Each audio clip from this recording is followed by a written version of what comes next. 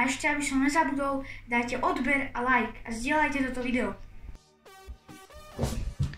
Vítam vás pri ďalšom videu, kde si rozoberieme včerajší zápas Trnava proti Univerzita Krajova.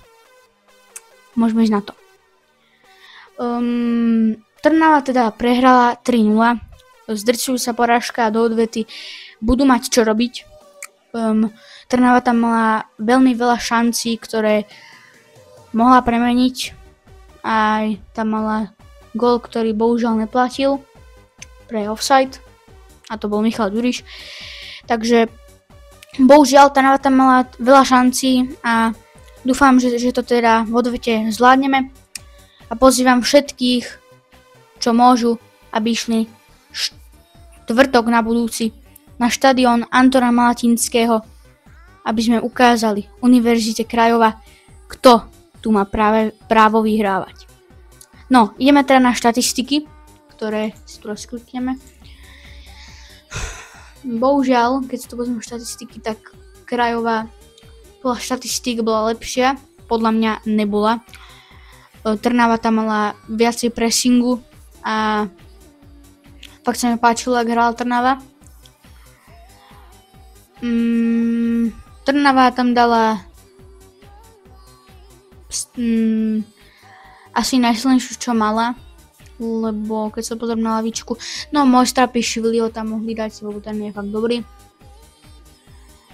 No, jak už hovorím, toto sme nemali prehrať, boli sme na 100% lepší, aj keď to tak štatistiky neukazujú.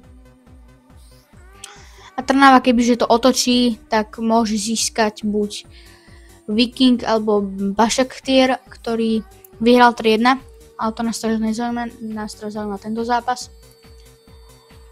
A no, jak som už hovoril, bol to vyrovnaný zápas a Trnava to mohla vyhrať, takže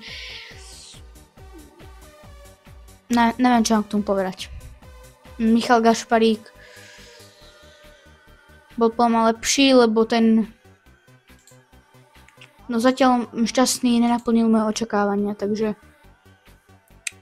akože výborný výkon od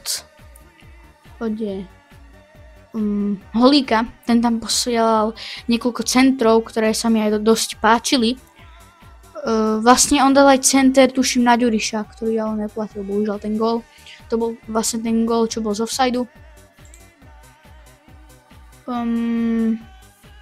Vlastne Trnava, kebyže vyhrá tento zápas, tak by mala oveľa lepší štart do odvety. Takže zvem všetkých na štadión Antona Malatinského na budúci štvrtok. Ukážeme Univerzite Krajova, že my sme tí praví, čo majú vyhrávať.